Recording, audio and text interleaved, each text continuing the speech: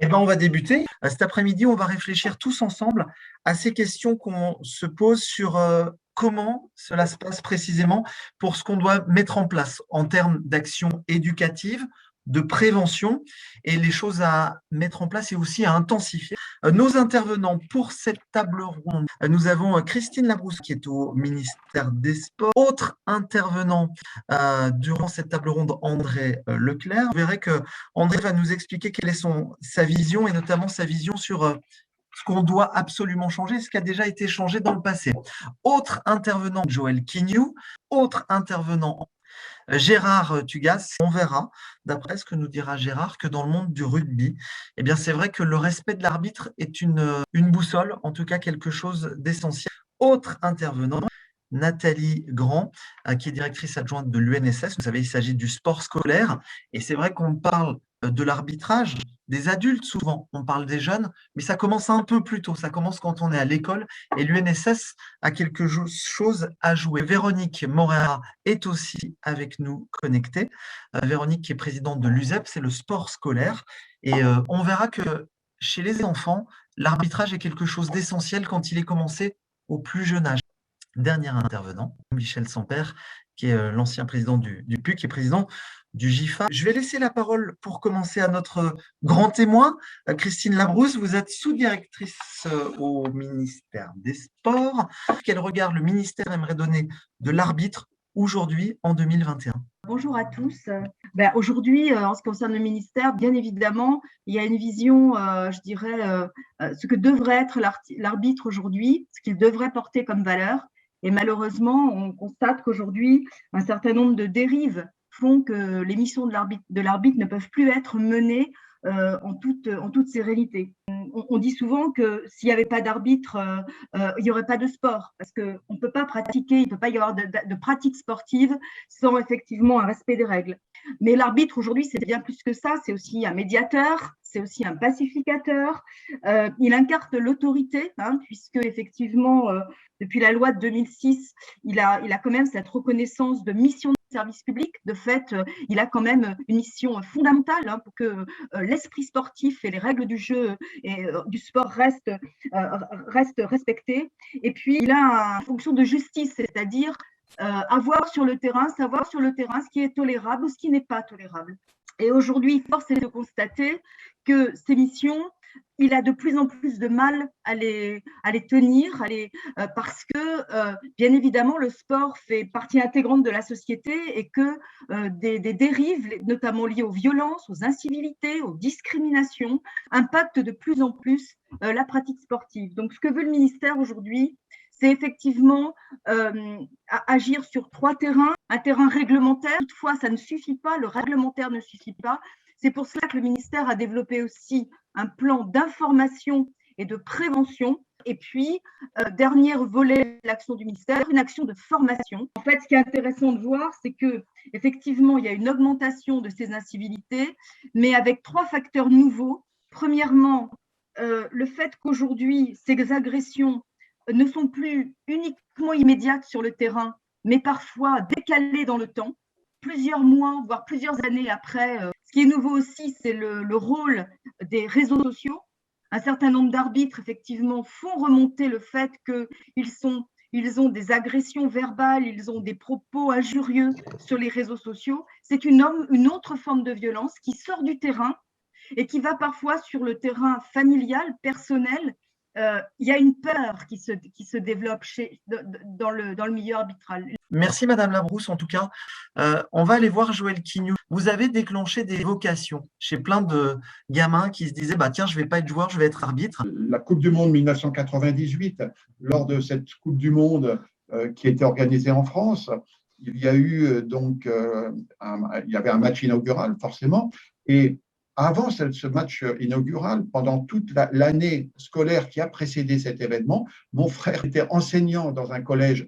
Ce collège avait été placé en zone d'éducation prioritaire, un des premiers d'ailleurs.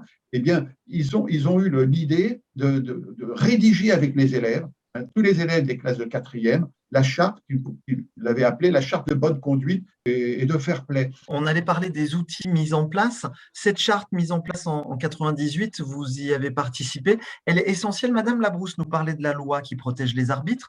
Vous, en tant qu'acteur, vous avez collaboré justement à la mise en place de cette charte. Est-ce que c'est de l'administratif sur le papier, mais c'est nécessaire pour les gamins d'avoir justement des textes et des lois?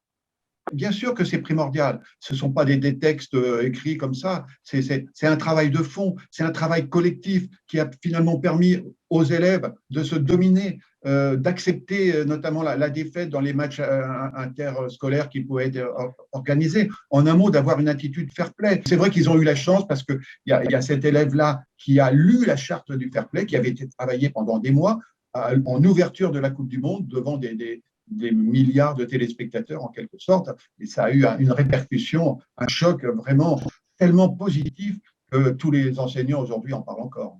Merci beaucoup, Joël. Gérard Tugas, je rappelle qui vous êtes élu au sein de la Ligue de rugby d'Occitanie, en charge des académies, du pôle espoir. Dans ces pôles, la Fédé de rugby forme les futurs champions de demain, et vous avez directement intégré les arbitres au sein de ces pôles. Il n'y a pas les joueurs d'un côté et les arbitres de l'autre, tout le monde est au même endroit. Dans ces pôles, qui sont les anciens sport-études, on a commencé à intégrer les filles déjà. Et on a intégré depuis 3 ans les arbitres. Au niveau des pôles, c'est un gros progrès. Ils ont une partie d'entraînement commun et une partie d'entraînement spécifique. Chez les tout jeunes, chez les moins de 14 ans, quand on ne joue pas, on doit arbitrer. Alors, depuis une vingtaine d'années, il a été mis ça en place par la Fédération française de rugby et ça apporte plusieurs avantages. D'abord, la notion de respect. Plus on connaît la règle, plus on est censé mieux jouer. Et puis, ça a aussi pour but de susciter des vocations. Dans le rugby, on ne rigole pas avec l'arbitre. La preuve, il y a les 10 mètres. Vous contestez, vous reculez de 10 mètres. Vous avez l'impression que le rugby a serré la vis au niveau du règlement pour faire mieux respecter les arbitres? Alors, de plus en plus. Merci Gérard. On va aller voir André Leclerc, qui est président du comité français Pierre de Coubertin. Sur le papier, on a l'impression que l'arbitre de volley est un peu plus en hauteur, protégé. Vous m'avez dit, c'est pas simple non plus des arbitres de volley, mais nous sommes la conscience des joueurs. C'est le mot que vous voulez faire passer, c'est la conscience morale des joueurs, l'arbitre? Oui, absolument. Je ne parle pas forcément de volley. Pour bien comprendre le rôle de l'arbitre, il faut le bien connaître. Mais on le connaît depuis des millénaires. Au 123 l'Iliade, Achille conduit les funérailles de Patrocle, son ami, et il organise des jeux funèbres. Il est l'organisateur, il est le sponsor. Donc il fait asseoir tout le monde et il dit qu'il ne prendra pas part à la compétition. Il n'est pas partie prenante. Élément numéro 1. Élément numéro 2, tout le monde connaît ses capacités, il est tellement bon qu'il pourrait gagner. Il ne s'agit pas de fanfaronnade, il explique sa compétence. En quelque sorte, il fait valoir les acquis de son expérience. Donc, il explique pourquoi il peut assumer cette fonction de juge-arbitre. Il y a 2 éléments qui apparaissent déjà, ça fait plus de 2 millénaires qu'on le sait. L'arbitre, il est neutre. Et deuxièmement, il est la conscience des joueurs qui lui confie l'autorité de juger. C'est toi qui juges arbitrairement. C'est le principe fondamental de notre droit, la procédure d'arbitrage. Ça ne suffit pas tout à fait. Il y a un 3e élément qu'il faut aller chercher. Il faut protéger la santé des concurrents. Donc les lois du jeu ont une morale. Le juge-arbitre, il applique les lois du jeu qui contiennent une violence codifiée. Et donc, il sanctionne une violence qui, elle, ne l'est pas codifiée. Il est le garant de la non-violence. L'arbitre incarne la justice. Oui, nous avons besoin des juges, oui, nous avons besoin des arbitres. Ils nous sont indispensables, ils sont notre protection. Michel Sampère, vous êtes président du comité éthique et de déontologie au sein de la Fédération française d'athlétisme. Les arbitres doivent être respectés et aussi exemplaires, parce que pour vous, Michel, ce sont, on va dire, les premiers éducateurs? La première chose que je vais dire, c'est que la première mission des arbitres, c'est de faire en sorte que le sport existe. S'il n'y avait pas de règles, s'il n'y avait pas des arbitres, le sport n'existerait pas. On peut imaginer que le sport a été un peu inventé par les hommes et que s'il est inventé par les hommes et qu'il existe encore aujourd'hui, c'est qu'il a un rôle à jouer et qu'il a joué un rôle dans la société. Le sport est un moyen d'éducation formidable, c'est ce qu'on appelle souvent une école de vie. Si on veut défendre le sport, eh bien, il faut défendre les arbitres. Parce que c'est les arbitres aujourd'hui qui font que le sport peut exister. Alors, si on veut que le sport soit reconnu, j'ai écrit et je vous l'ai dit qu'il faut qu'il soit exemplaire. Et donc, chaque acteur du sport doit être exemplaire. Et donc, l'arbitre, comme les autres acteurs, doit avoir un comportement exemplaire, mais qui correspond à sa mission dans le sport. Donc, sa mission, c'est effectivement de faire respecter les règles. Mais faire respecter les règles, c'est comme dans la société, c'est pas uniquement de prendre des sanctions, c'est d'abord d'avoir un comportement qui permet d'avoir une approche pédagogique. Je vais être volontairement provocateur. Il y a de mauvais arbitres, mais les arbitres sont pas infaillibles. Il y a de mauvais arbitres et il y a des arbitres qui prennent parti, qui prennent des mauvaises décisions pour telle ou telle raison. Oui, mais l'erreur est humaine. Si c'est une mauvaise décision volontaire, là, c'est pas une erreur. Là, ça mérite à la rigueur une sanction. Mais l'erreur est humaine, il faut aussi l'expliquer aux pratiquants. On va aller voir Véronique Morera. Bonjour madame, ça y est, je vous vois. Vous êtes présidente de l'UCEP, le sport chez les tout jeunes en école primaire.